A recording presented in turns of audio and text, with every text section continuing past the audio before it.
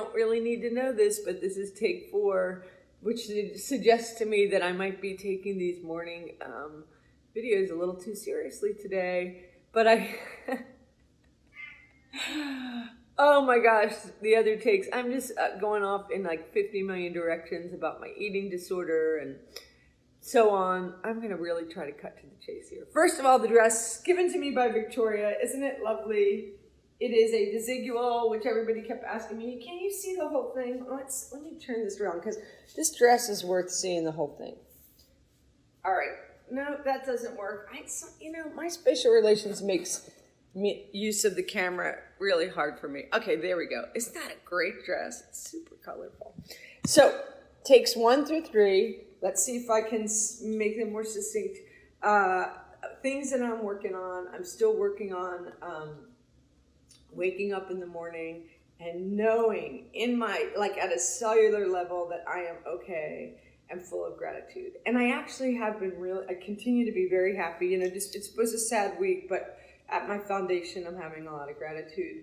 And, but I still have that thing where I wake up in the morning and my mind's like, what went wrong? Why am I in trouble? Who's angry with me? What did I fuck up? So I often will sit up and say, I am happy today, or I will be happy today. Corny, but I think it really helps. It's that reminder to recognize that morning anxiety and do something about it.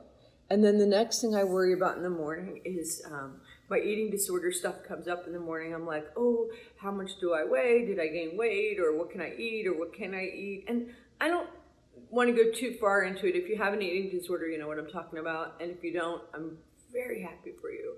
So I am really practicing learning to cut myself slack. Like, I've been eating during quarantine. I have gained weight during quarantine, and that's a good thing.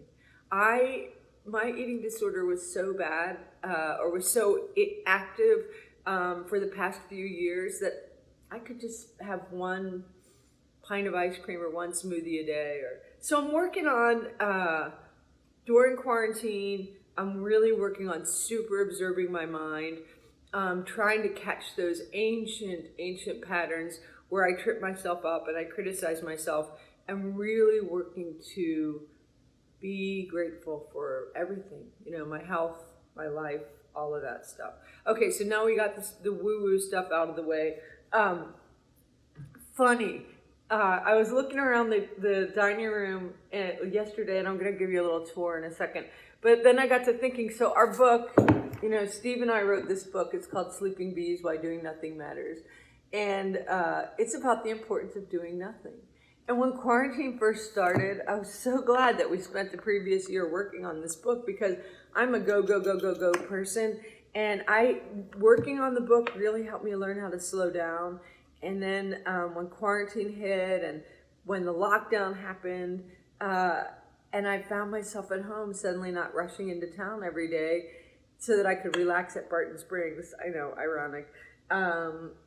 I had this reminder, like, it's okay. It's okay if you're staring at the walls. It's okay if you're not doing. And in the book, I've talked about this before, we each made what's called a to-don't list, things I don't do anymore. And I'm laughing when I look at this list now, because I'm doing a lot of the things again. I had in there, like, I don't cook anymore, I don't clean. Look, I still don't clean. I tidy a little bit if I have to give a tour of the place. Talking on the phone. Oh my gosh, I talk on the phone now. It's so weird. Please don't call me. But I have a few people I talk to.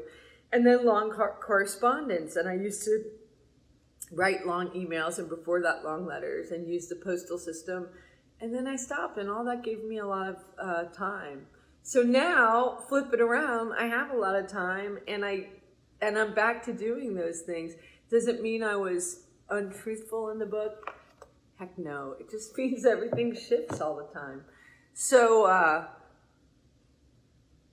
okay, so I want to give a tour. Oh, I know, when I said long correspondence. So yesterday, I now, again, get so excited going to the mail every day to see what's there. Now, I grant you a lot of it is this crap I can't stop ordering online for myself. It's not really crap, but it would be better if I slowed down a little bit. But I get it. It's something to look forward to. Okay, so today I'm wearing these earrings. I figured out who sent these to me, my friend Michael. Aren't they so badass? I've got my wings. Very cool. And then the other day I went out, and on the front step there was a package, and this was in it. First aid kit. I figured out who sent it to me, my friend Jordan, because I sliced my hand open and I posted that I didn't have a first aid kit, so he very hilariously sent me a CD by the band First Aid Kit, and they're really great. Oh, and my hand is, I had to even look, which hand was it? It's almost completely healed. So I think there's going to be a good scar.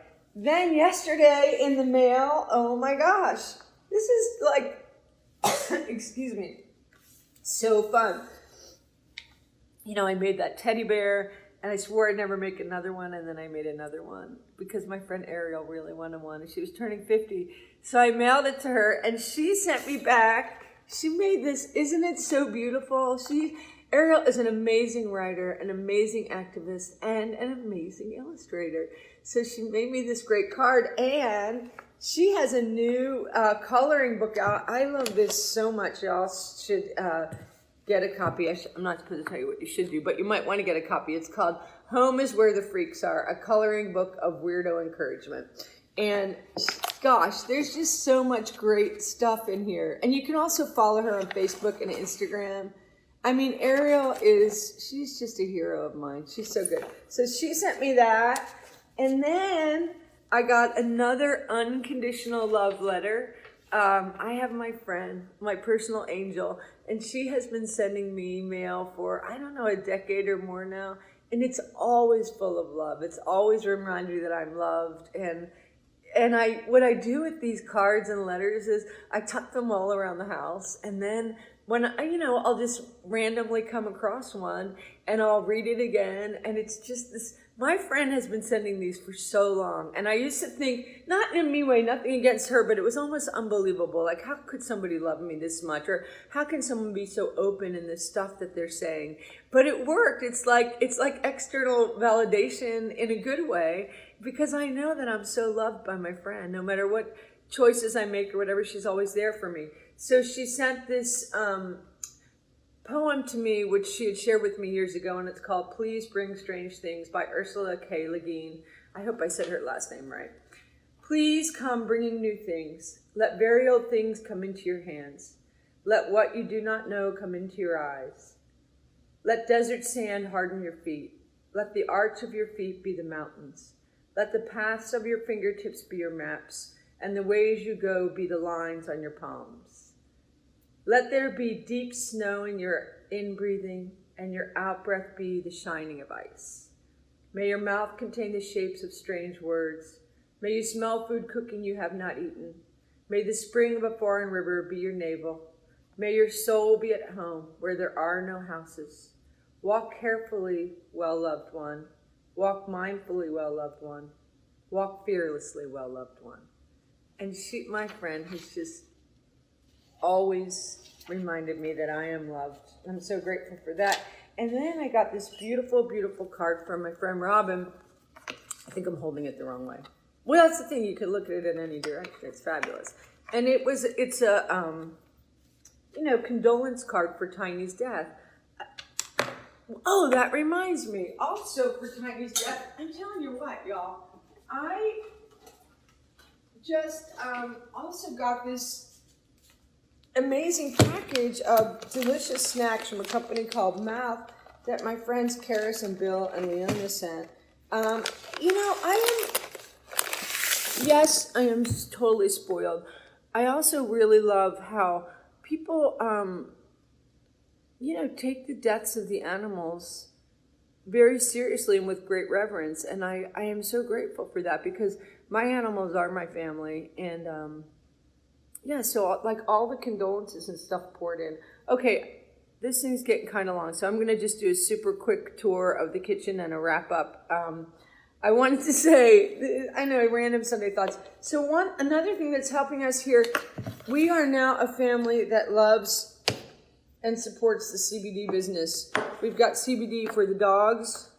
Norris has been a little bit weird lately. So he'll let me put eye drops in his eye, but if I walk near him when there's a drop of food on the floor, he'll snap at me. It's really freaky. So I'm turning him into a stoner, just like I turned Bob into a stoner his last few months. I got some CBD for the cat, and I got some for myself. And you know what? We say yes to CBD in this house. And then finally, I better shut the fridge, right? I had a boyfriend that just went bonkers that I would keep the fridge open all the time. I like it. It makes me happy. So I'm still crafting up a storm, and it's making me really happy. So I just want to show you. Here's my first. It's not my very first ceramics thing. I had a class many years ago and made a couple things. But I am making this bowl, and I decided it's going to be I know it looks like a plumber butt, but what it is, it's going to be a yarn bowl.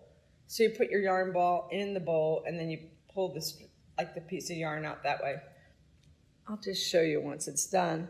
I still got, still doing the beading.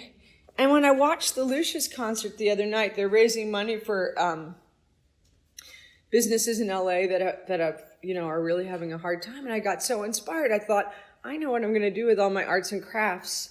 I'm going to have a silent auction, and I am going to auction off all of this stuff I'm working on, and I'm going to give the money to low-income school kids who are going to have an extra hard time this year with all the changes. Okay, woo! What a ramble this morning. I hope y'all are having a great day, and or have a great day. It's pretty early.